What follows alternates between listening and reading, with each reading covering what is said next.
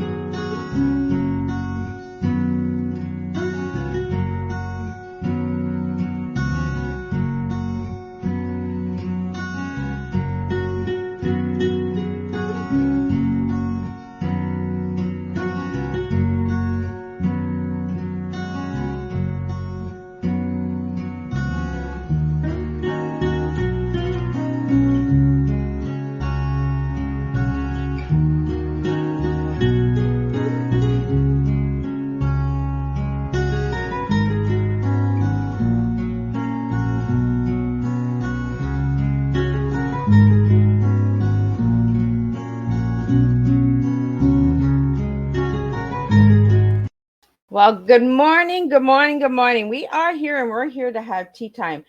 Now, we started off really calm this morning because I want to have a nice, calm, serious conversation this morning with the incredible Stacy Stewart. We're going to be talking about hands for life, and we really need to just take a moment sometimes and slow down.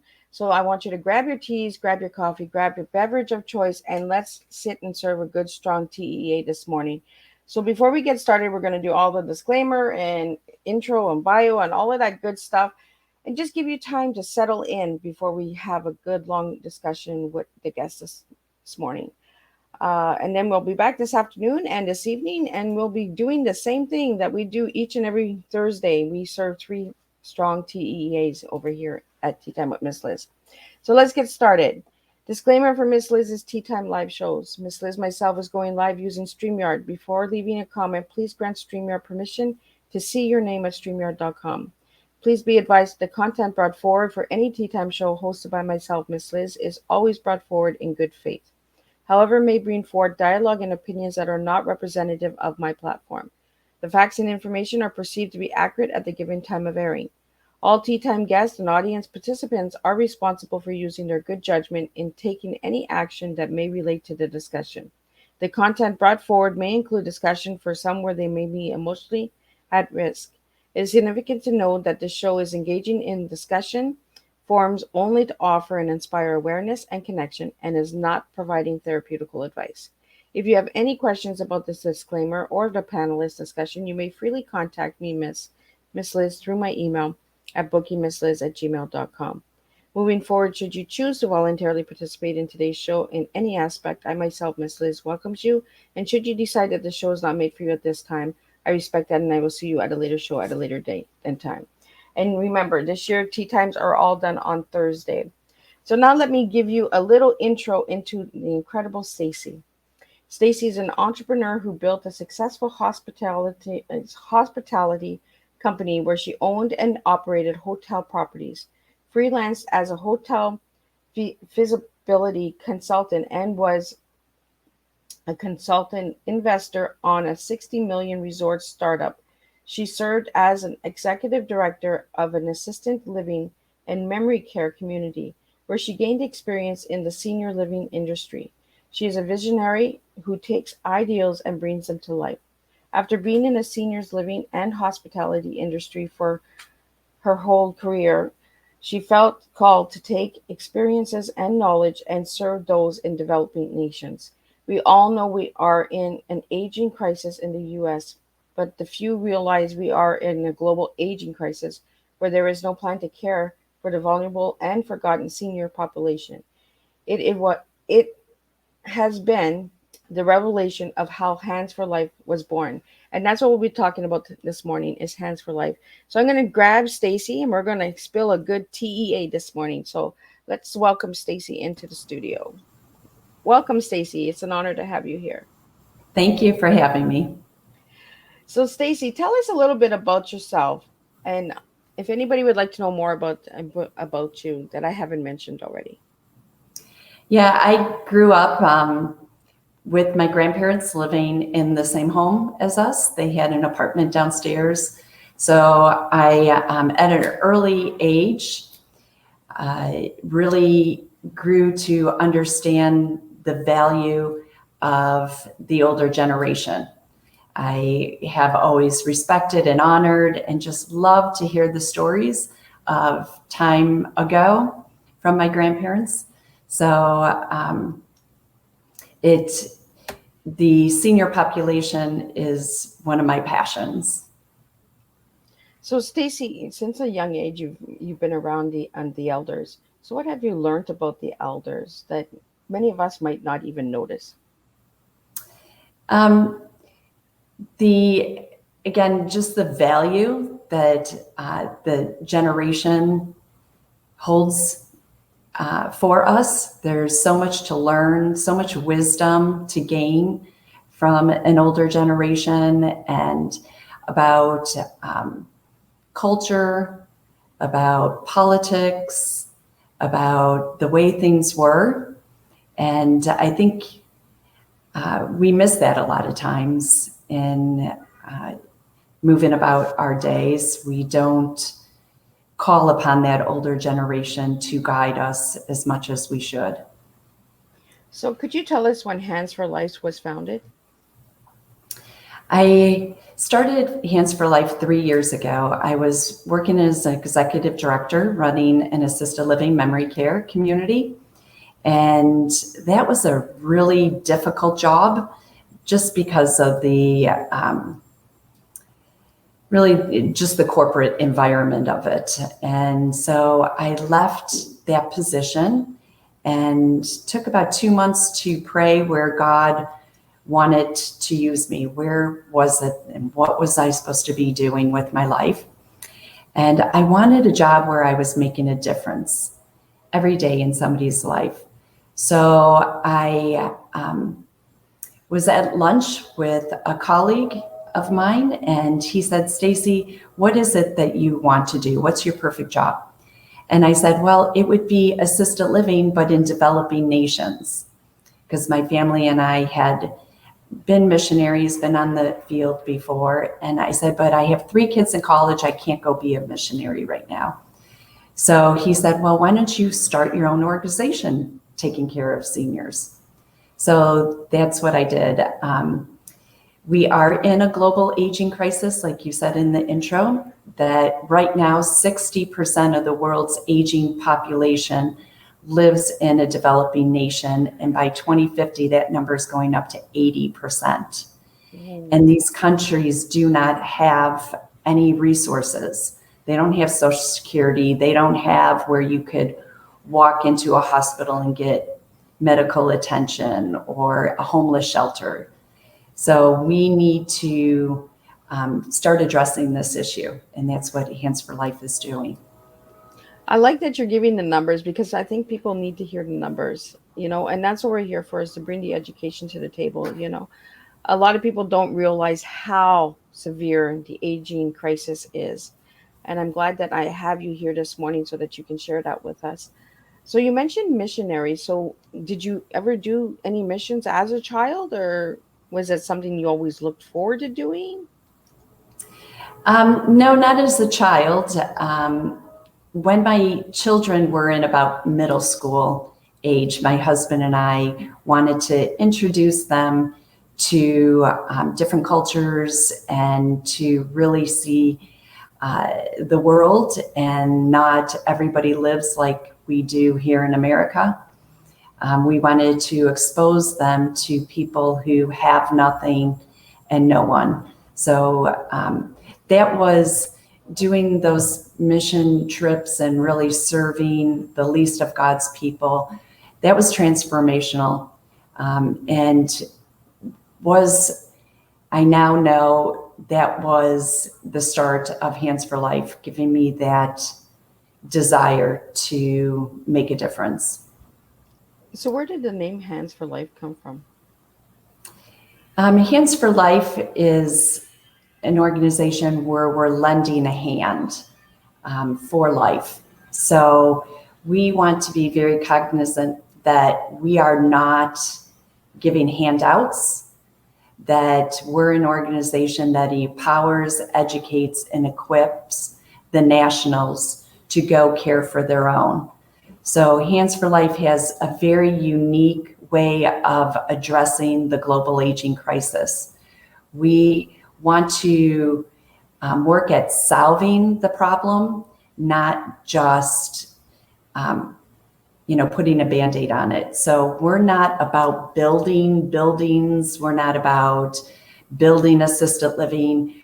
We are solving the problem by getting to the younger generation.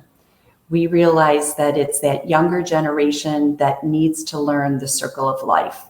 So your parents took care of you. There comes a time when you need to care for them. So we partner orphan children with orphaned seniors, and we put them together in an intergenerational home where the seniors impart their wisdom to the children, and then the children learn to honor and respect their elders. I like that. Yeah. And this is what it is, right? We got to stop putting Band-Aids on things. We got to start finding solutions. Band-Aids are not fixing anything. Building buildings and buildings and buildings, and then these buildings end up becoming empty. Correct. Let's start really finding some real strong solutions. And I really like the way that you've done that, because I think we can both learn from different generations, right? It's that generational cycle of learning. The elders teach the youngsters teach the elders, like how the transformation, technology, and all of that stuff. That is really different. I really appreciate you doing that, Stacy. We have a couple questions that are popping in that I just want to shout out to you. They want to know what the 4 W's are. I'm guessing that they're checking the website. The who, what, where, and why are the 4 W's. So who is the people? We say we care for people from womb to tomb. So we're caring for 2 very vulnerable population groups in the Hands for Life model. And that is the children and the older adults.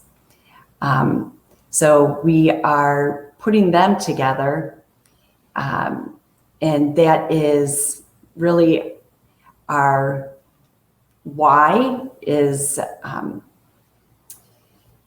to put a spotlight on elder abuse, neglect, abandonment, and to change the way that people think of our grandparent generation. We want them to be respected and honored. So we're educating that younger generation to honor and respect, and then to care for. So we're solving a lot of humanitarian issues within Hands for Life. It organically grows and grows and grows with this one model of caring for the aging. When we pair these 2 together, it's a win-win on both sides. The children are learning from the older generation, but the older generation also learns from the younger generation. And what we do is we have a career workshop on our property. We have a 5-acre campus, and there's a career workshop. So in that workshop, there's a metal workshop, there's a wood workshop, jewelry making, arts and crafts. So the seniors teach the kids whatever their craft was. We also have aquaponic and hydroponic farming. So we assess the children to see what their passion is. And then the older generation teaches them. So they'll teach them the farming. But if the the kid is more of a sales type kind of person, we teach them how to sell the produce to the local market. Or if they want to get into healthcare, they job shadow the caregivers that we employ. So it is rewriting the narrative of the children, and we're giving them job training, job skills, and we're suiting them up with the armor of God. And the vision is that when they come of age, we will give them our senior living model and partner them with a business person in their country and have them go build an assisted living, the best model that we have designed, and then they take care of their own people. So it's a win-win on both sides. So you pair up the children with the seniors. So we have a question here. Has it decreased the elders' abuse by doing that? Yes, because we educate these children and really expose them to this generation, this grandparent generation, and they learn the value of them. So when I was an executive director, I remember we had Halloween time. I brought in the kindergartners to trick or treat, and we had all of our seniors lined up to hand out candy, and the kids did a parade. And there were some of these little ones who were scared of the seniors. They had never seen a person in this age category. So they were asking questions like, why is their skin different? And why don't they have any hair? And what is that funny chair that they sit in? So it's just a lack of exposure. So we are very intentional. We have community outreach in our program too, to work with a broader range of people to bring two generations together. So when you educate and you expose, then they have a love and honor for that. So it does decrease the abandonment and the abuse. And in our community outreach too, we work with, we know it's God's original intention to keep families together. And in developing countries, a lot of times families put their children in orphanages just to give them a better life. So we work with families who are struggling to care for their children, so families can stay together. But we also work with families struggling to care for their aging parent, to give them the education about the aging process and what is going on with their parent.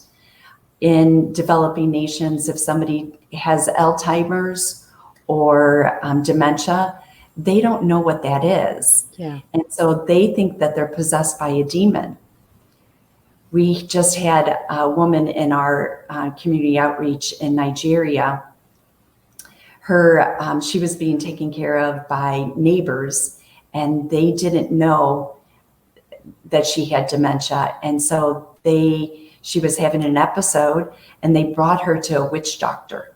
Wow. And instead of taking her for medical care, and she passed away because of this. And so it's educating. We get in and we educate the population about aging processes and the disease and simple things. How do you safely do a transfer?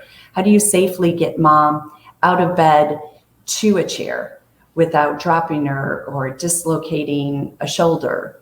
So with this education and paying attention to caregivers and caregiver stresses, that decreases elder abuse and neglect and abandonment.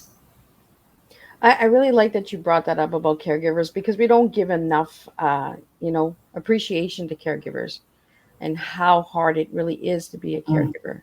And it's sad that we don't have that education out there, that they have to turn to automatically. It's witchcraft, it's demons. There's so many illnesses out there.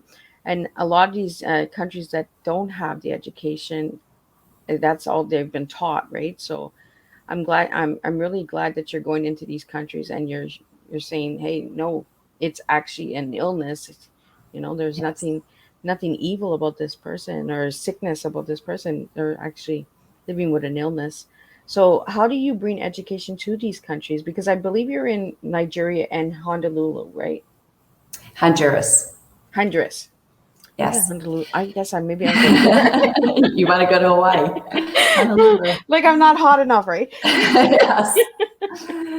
Um, Education is the key, right, to everything. Education is so important. And so I am collaborating with senior living experts from all over the world.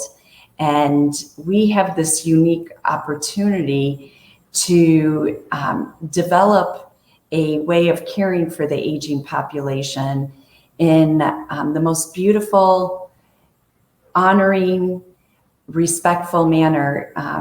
We're not getting it right here in the US. We have a lot to learn. A lot of our assisted living, memory care communities are not operating in the manner that they should be. So there's a lot of opportunity to learn.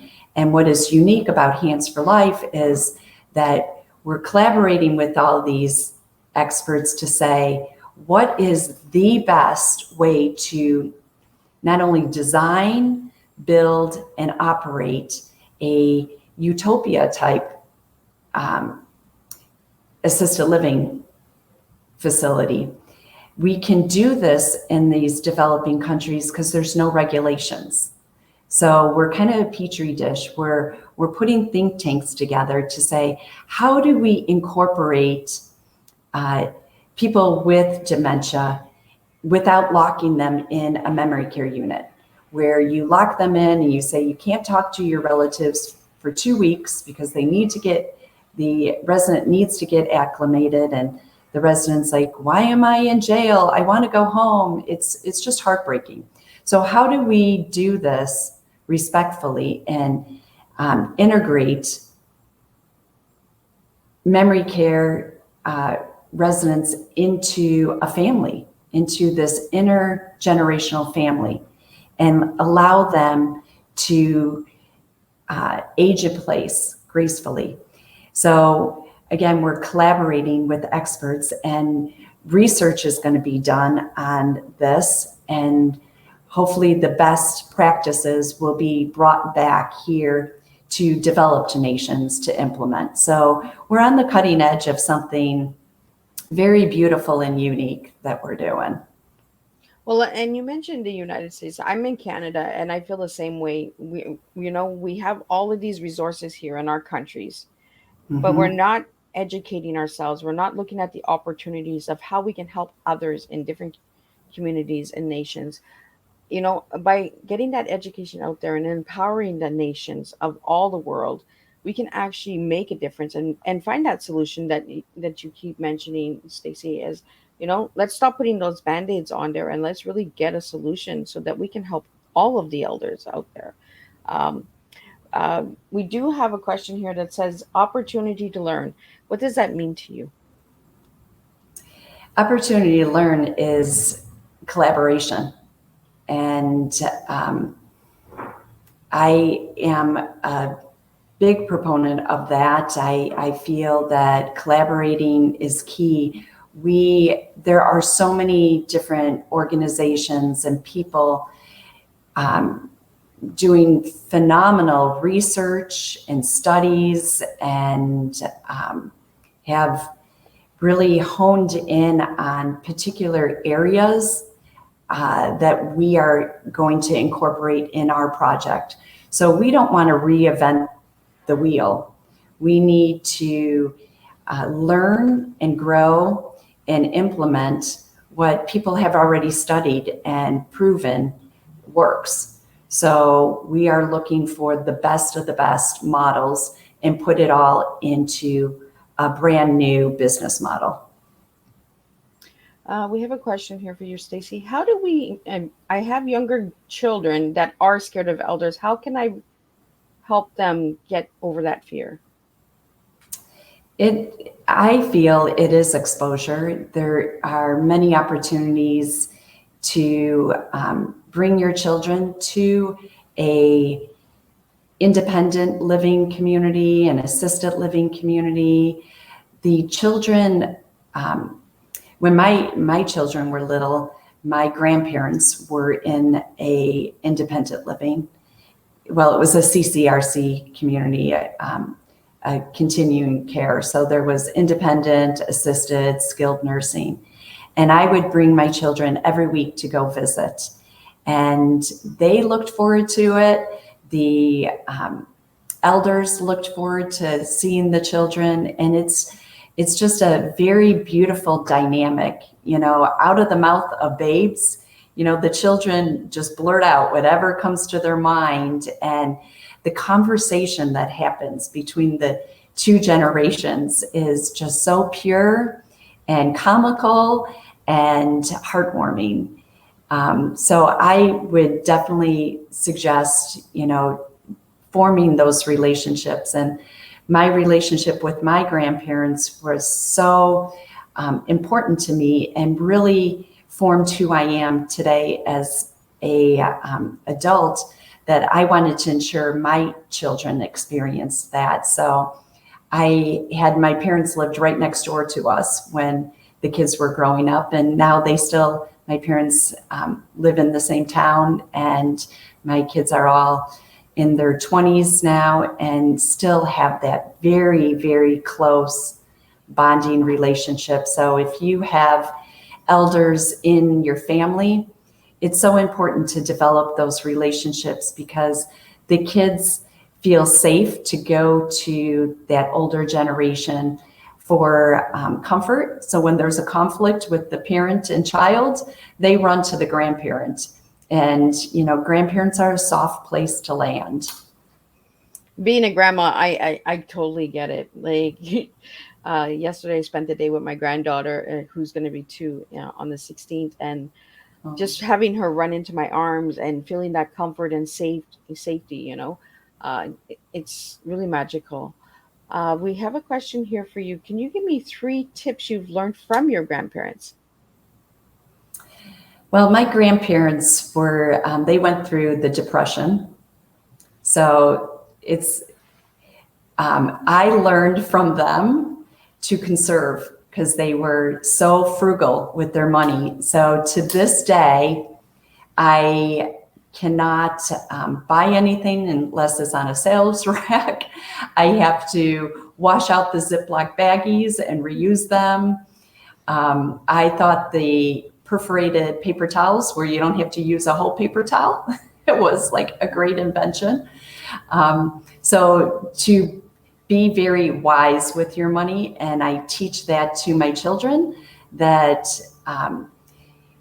choose where you're spending your money. We are not about things in our family. Who cares about things? You can't take them with you. We're about making memories. So we'll forego buying a ton of clothes or the latest gadgets. We rather take a wonderful trip and travel and see the world. So that was a great lesson that I learned from them. I also learned from them the value of family. They, times were different back then, where there was not cell phones and technology.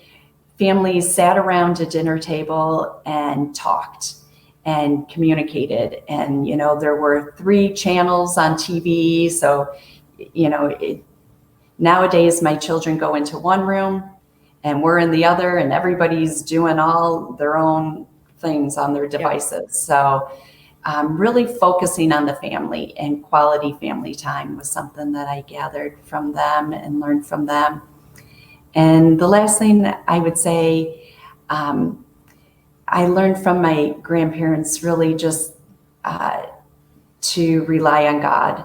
They taught us the importance of having that closeness with God. And we experienced that in 2022, had a terrible, terrible year where I was diagnosed with breast cancer. At the beginning of the year, on June 2nd, I had surgery to remove the cancer. 3 days later, my 24-year-old son, I had a horrible accident and he fell 90 feet into a stone quarry. So we lost him, and then I had radiation for 2 months, and the end of the year, my husband lost his job. So it was just a horrible 2022, but we ran to Jesus, and that is what got us through. You don't really get through, losing a child, but only God can give you that peace and that unexplainable joy to be able to move on with your day and get out of bed and not spin into depression. So learning that strong faith from my grandparents was so valuable. Well, and I really like that you say, memories over material, because we really need to value, like you said, 2022 was a rough year for you, Stacy, and I'm glad that that you're better and things are starting to look up. We really have to really understand life, stop taking it for granted. Right. Let's really look at the important things. All that material stuff doesn't go with us when we pass. The memories are with our loved ones. So let's start making better memories and better time to communicate. And you brought up a lot of good things. And I'm glad that this person asked this question about the 3 things you learned, because communication is one thing that we are lacking. Everyone is so divided, like you said, different TV shows, different things. You know, uh, it really has changed. The times have changed. And I really like that you're bringing the generations back together by joining them together. So I want to thank you for that, Stacy. And I want to thank the viewer for asking that question. That really opened up a lot of things. And that's what tea time is all about, right? Is the communication. So let's really start communicating and having that conversation, that one-on-one, like, how's your day going? Like, what are you doing today? Where do you want to go in 5 years from now? So I think now's a good time to ask you, Stacy, what is your T? If I give you the word TEA, what words are you giving me today?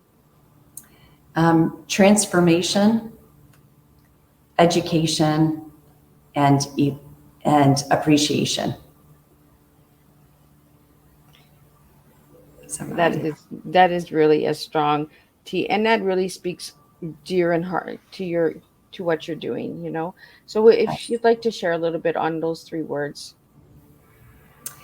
Transformation, Hands for Life is about transforming lives. And like I said earlier, we say from womb to tomb, we are caring for 2 vulnerable populations. We're rewriting the children's narrative, but we're also ensuring that the senior population has the best, honorable, loving, being cared for in their last season of life. So transforming those lives. Education, it's all about education. We talked about that, how we need to educate, and that's what will get us to be able to transform lives. And then appreciation, I appreciate all the blessings in my life. Life is hard. We're not guaranteed tomorrow. This world is turned upside down right now. There's a lot of ugliness in the world. So we need to keep our focus on the good. And, where you put your attention is where life will blossom. And so if you're looking for the good, you will see the good. If you're focusing on woe-is me and why me and asking all those questions, you're just going to spin into a dark place. So keep your eyes focused on goodness and appreciate that. Well, I really want to thank you for saying that. Life is precious and we really need to start appreciating it. I want to get into a little bit of what Hands for Life is and what opportunities people can have by finding Hands for Life and donating and sponsoring? Like, how does all of that work, Stacy? Yeah, so Hands for Life, we are working in Nigeria. We have a small project in Honduras, but our focus right now is on Nigeria and building the first intergenerational home there. And it is going to be named, the seniors in our community outreach wanted to name it in honor of my son who passed. So it's the Alexander Shewey Intergenerational Memorial Home. So we are raising funds to build that. People can go on our website at h4lworld.org to donate to raise that. We also, on our website, we have a sponsorship page there. We have seniors in our community outreach and children right now that need sponsors. For $39 a month, you can sponsor either a grandparent or a grandchild, and we provide those people with the grandparents. We provide much needed medication and health care. We just did paid for a surgery for a gentleman who was losing his sight because of glaucoma. We provide food for them.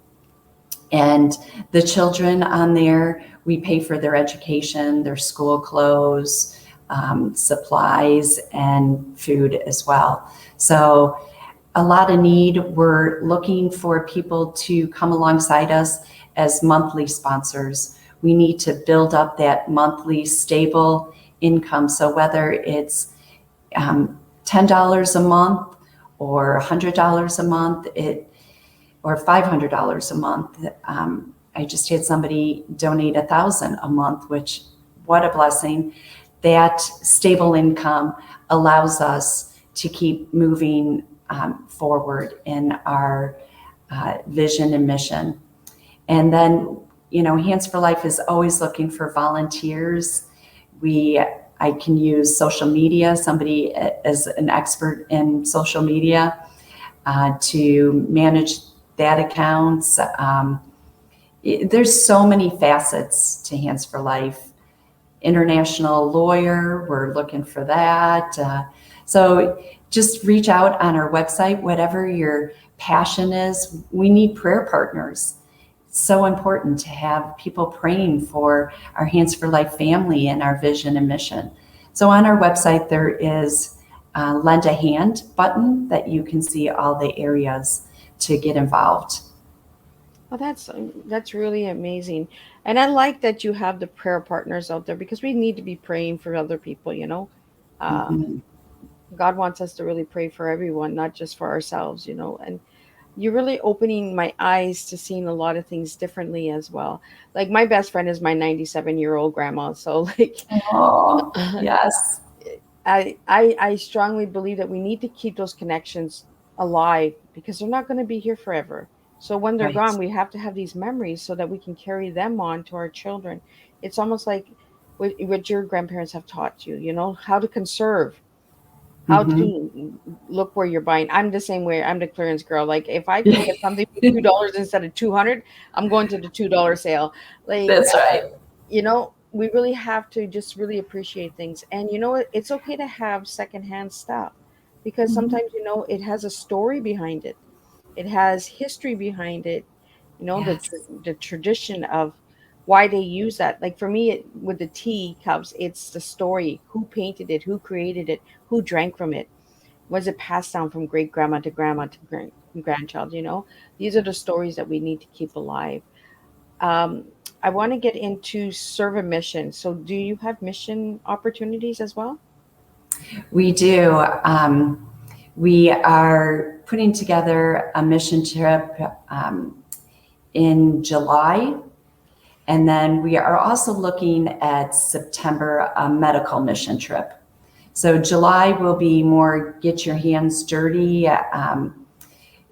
Some of the elders in our Hands for Life family live in just little huts. There's one gentleman that has just some palm branches draped around, and that's where him and his wife have a little hole in the ground, and that's their toilet.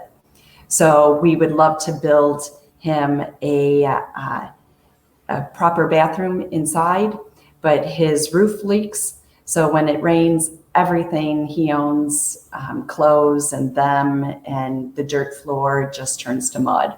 So that trip is going to be like, let's do some hands-on good work. And then the medical mission trip will be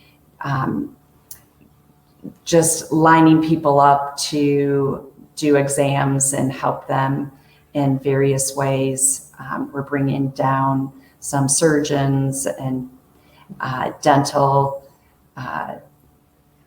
dentists and all that type of thing to work on that. So those are the 2 trips that we're just in the works on planning right now.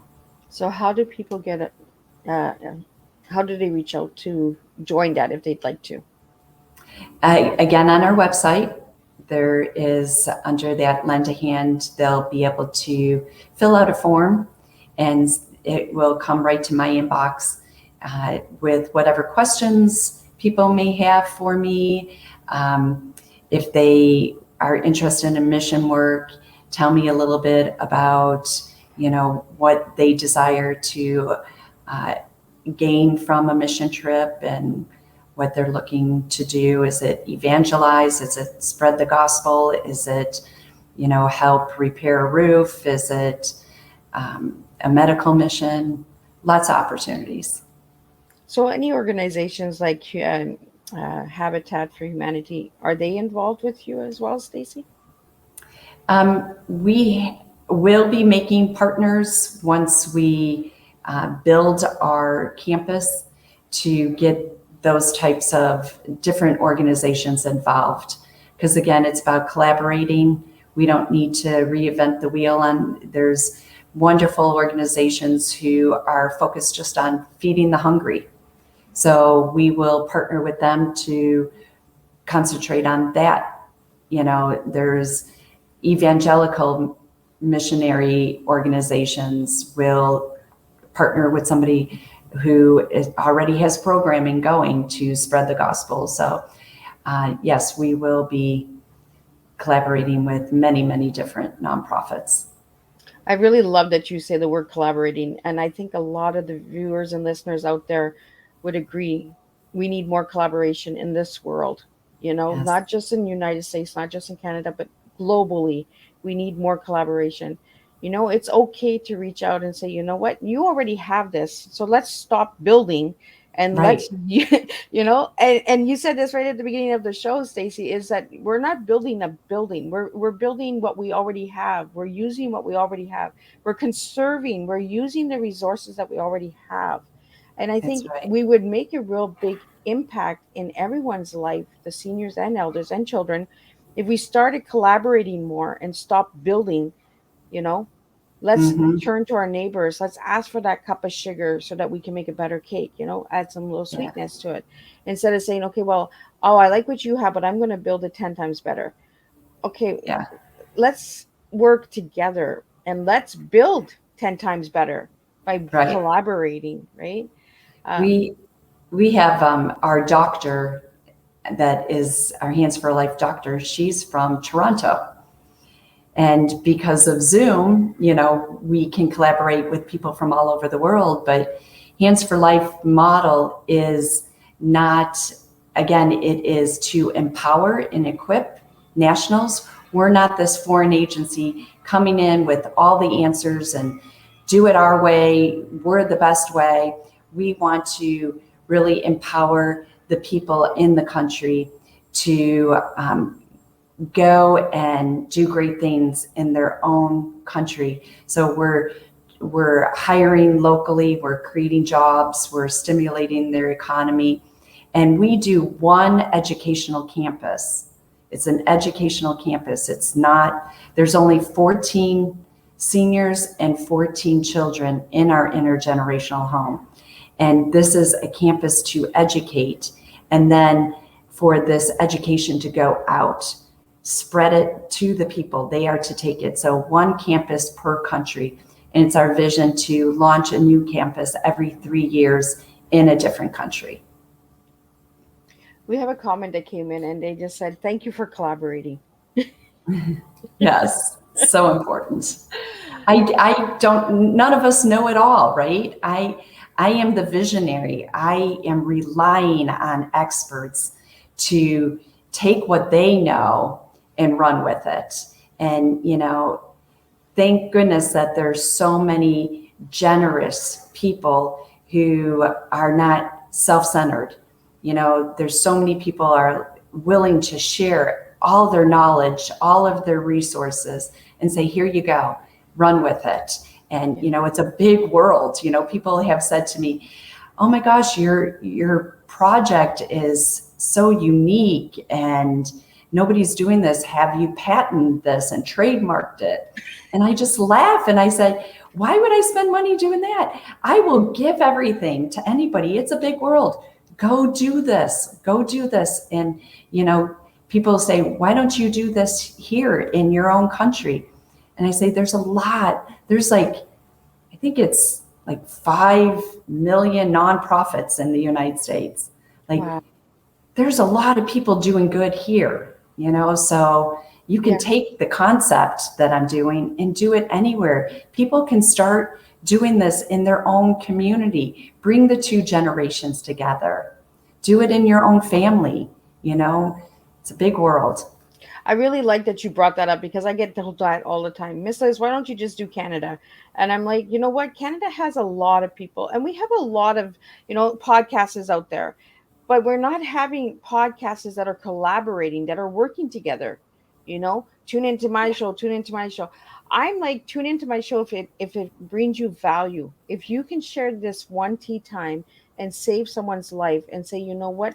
Here's what you're looking for. Here's the education. Here's a cup of tea that is not a beverage. It is educating and teaching awareness that we all can make a difference in this world. And that's what a true humanitarian is. It's not about having all the answers or being the best of the best. A huge understanding of a humanitarian is people who want to collaborate, people that want to work with others, and they're not about trademarking and all of that, patent stuff. I totally agree with you as well because I get told that all the time. Can I put my money somewhere else? Can I save a life instead? If you want to take what I'm serving and you want to trademark it and you want to patent it, you're more than welcome to spend that money. But I'd rather spend my money on saving someone's life. So I want to thank you, Stacy, for bringing that up because I think the viewers and listeners out there and who will watch the replay later on in the show, we really need to start bringing the true value of humanity work to the table, because COVID was a time when we lost a lot of family. We lost a lot of connection and division. And, there was a lot of separation where even us in developing countries, we felt it. We had that isolation. We had that lockdown. So we need to really bring that to the table and say, what did we value the most during that time period? Was family, was connection, was communication, because we were isolated, we were locked in. So we all felt it. It was global. It wasn't just Canada and US that went through it. It was all over. So I really want to thank you, Stacy, for bringing that to the table this morning. And I really want to thank the viewers that are tuning in right now and throwing your questions at this conversation this morning, because this is what we need to do, is we need to have these open conversations, these open discussions of true value awareness of human beings. We're all trying, we all have struggles, we all have things that we're working through, but we can continue on if we're helping another. So I want to really thank you, Stacy, for that. Now, before we wrap up your tea time, because our hour is coming really fast this morning, I want to get into some of the personal questions that I've asked all my guests. So I asked you one word to describe yourself as a person, and you gave me the word faithful. So what does that word mean for you? Faithful means that you have to remain steadfast in kind of is what we spoke about before, steadfast in focusing on goodness through all times. Being faithful to your belief in God, in just your core beliefs, your core character of who you are, you have to stay true and faithful to that. So what are your core beliefs? Because in this world right now, it's easy to get swayed by public opinion or by, people trying to change your core beliefs and saying that you're wrong for believing in certain things, so just staying faithful to who you are and to who God is. I like that, to who you are. We really need to be authentic with ourselves. We really need to, live those core values. And it's like you said, there's a lot of opinions out there. There's a lot of people that are always, well, you could do it this way, you could do it that way. You can do it too. Yeah. Let's Yeah. collaborate and let's make it different. Instead of bashing and finding fault in everything, let's find some positive in it, and let's find some solutions and resources in that. So I really want to thank you for what Hands for Life is doing. It's truly amazing, Stacy. So thank you for that. Thank you. And I ask all my guests this, what their favorite color is, and you gave me purple. So what does purple mean to Stacy? Purple just has always been my favorite color. Even as a child, my parents knew purple was my color, and they were changing the carpet. I got a purple shag carpet when I was a kid. Loved my carpeting. But purple is passion. Purple is a warm color. It's passion. And I'm a passionate person. I just throw my whole heart into everything. And when I get hooked on something, I go at it 110%. So I think purple just exudes that. I never looked at purple that way. Thank you for that. Yeah. And the shag carpet, I never even knew they made purple carpet. I know, right? It was the 70s. Purple shag. Yes. So we have a question here. Stacy, what is one tip you would give anyone about elders? One tip would be to genuinely have a heart-to-heart conversation with an elder, to ask them about their life story. Everybody has a life story, and you will just be blown away by what comes out about their experiences and what the world was like, and you get it through their lens.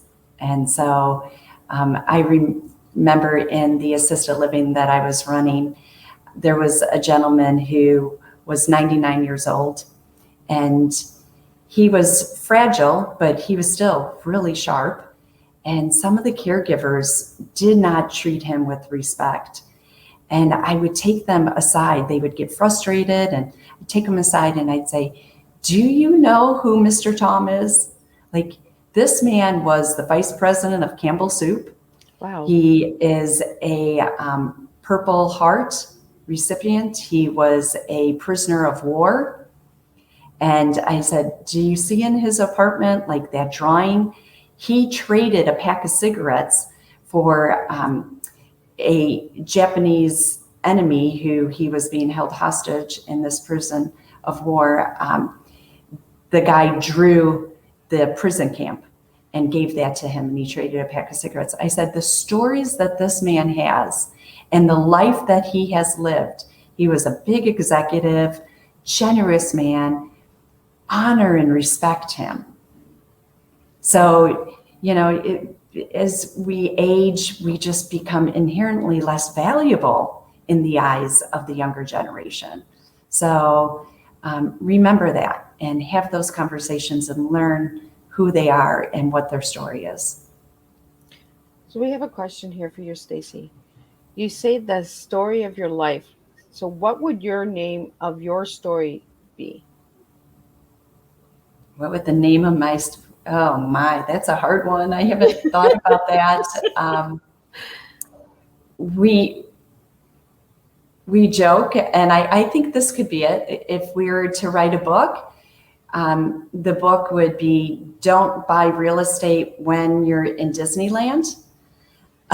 Because we bought a hotel while we were in Disneyland with the children, and we did the negotiations sitting on a park bench, and it turned out to be a really bad business deal. But the takeaway was that,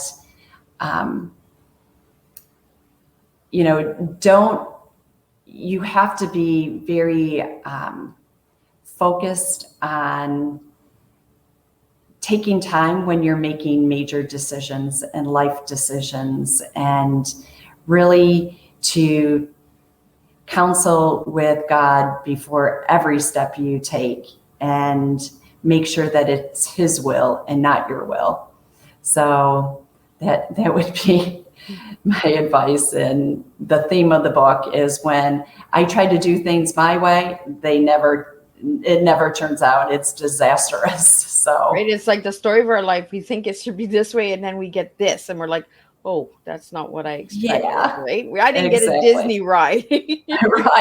Right. Don't negotiate. And that's really a nice story to tell, because there's so much in that story, just in the title, right? Yes. They don't buy. Yes. Don't buy one in Disney. It's a false world. You're in, a false reality. So Yeah. be careful. Yes. So any final words that you would like to share with the audience today before we wrap up?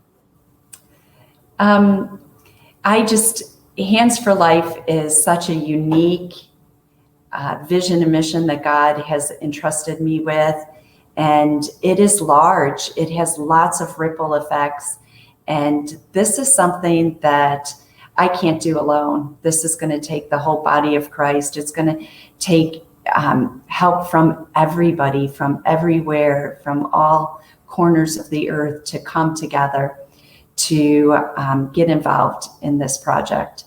So I encourage people, if they are inspired and if they something resonates with them, to reach out to me to find their place in Hands for Life, whether it's through the gift of a donation, or if it's going on a mission, or if it's through prayer. Where are they feeling tugged at? Where is their heart being led? So please reach out to me and get involved, because like I said, it's a beautiful, beautiful vision and mission that it has sustaining aspects to it to change the world. So come be part. And I do want to make one correction on the spelling of my last name. If people are Googling, it's Stacy. The first name is spelled correctly, Stacy, and last name is Shewey. I will fix that. Yes. So if you're Googling to find me, you'll find a lot with the correct spelling. So Stacy, if anybody wanted to reach out to you, how could they find you? Through the website. They can fill out the form, and that will go directly to my inbox. Or my email is very simple. It's stacy.shewey@handsforlife.net. And it's the number 4. So hands4life.net is my email.